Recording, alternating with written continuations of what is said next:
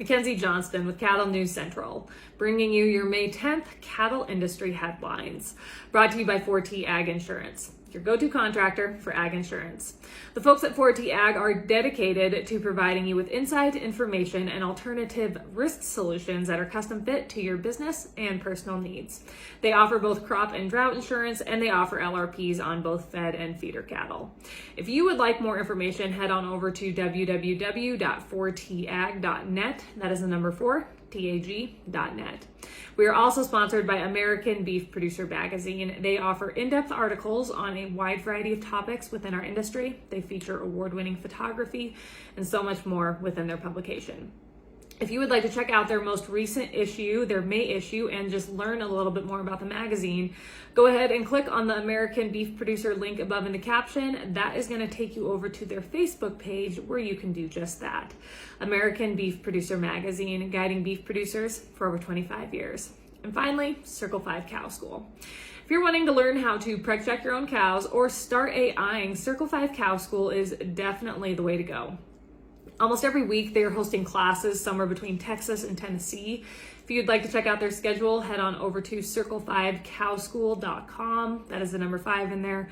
Or you can go ahead and just give them a follow on Facebook. Drovers has reported that on Monday, Tyson Foods raised its full year sales outlook after sky-high meat prices helped the meat giant beat quarterly revenue and earnings estimates. As we all know, meat packers, they have been criticized by cattle producers, the White House, and Congress over increased meat prices.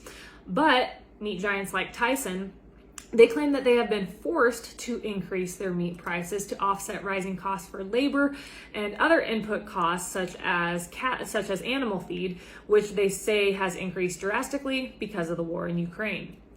Despite inflationary pressures across the whole supply chain, Tyson is working to drive costs down, according to Chief Executive Officer Donnie King. Originally, Tyson expected annual sales to fall somewhere between $49 and $51 billion, but since they have jacked up meat prices, they now expect their annual sales to fall somewhere between $52 and $54 billion.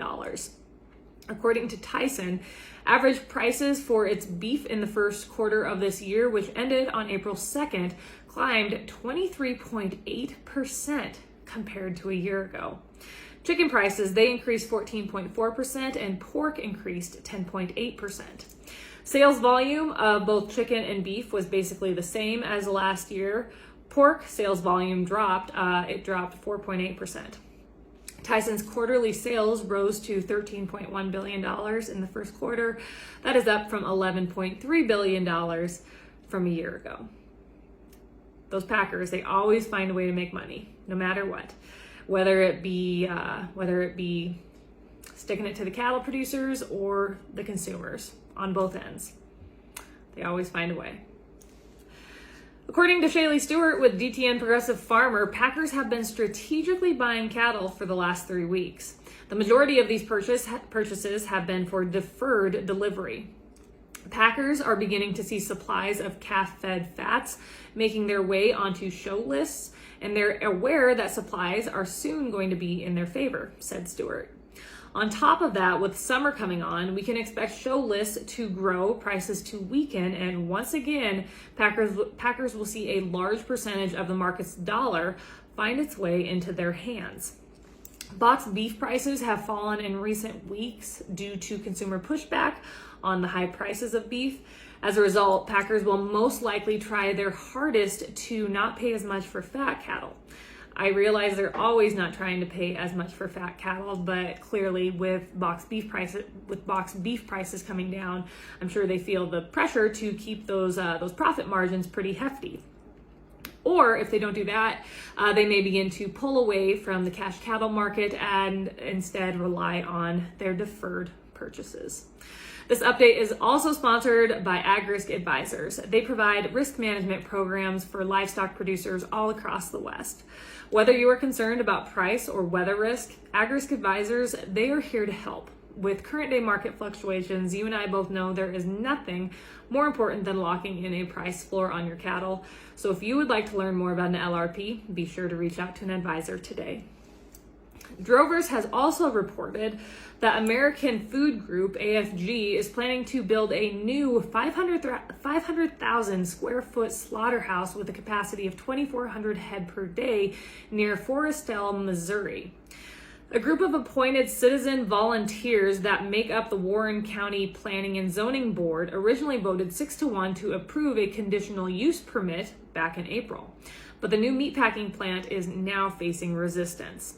Opponents of the plant have appealed this decision, and an appeal hearing is now set for May 24th. The appeal will be heard by the Warren County Commission.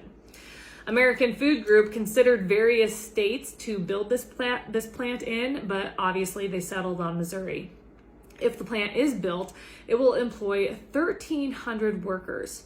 Talk about economic opportunity. During a recent public forum, nearby residents raised concerns about potential impacts on area traffic, odor, and water quality.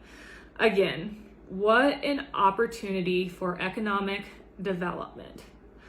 Down here at North Platte, I know they also faced resistance, and it just blows my mind when a company like this comes in, and it's not corporate, it's not one of the big four, and you know they're going to do things right. They want to survive. They want to do well for the cattle producers, but yet there is resistance in the community. It's absolutely silly. Finally, some numbers to leave you with. According to USDA data, annual imported fresh beef as of April 30th is up 26% year over year. A few notable numbers to go along with that. So far this year, we have seen a 139% increase in fresh beef imports from Argentina. And then this next one is the real kicker. We've seen a 635% increase of fresh beef imports from Brazil. At the beginning of this year, in the last month, I believe I reported on Brazilian beef imports being up, but I was not aware of the increase that we have seen thus far. We just got done with the first quarter of this year, and we already see an increase of Brazilian fresh beef imports, 635%. That is uncalled for. Absolutely uncalled for. We should not be importing that much from any country, let alone Brazil. That is all I have for you guys this morning. I hope everyone's week is off to a great start. You guys have yourself a tremendous Tuesday. I'll catch you later.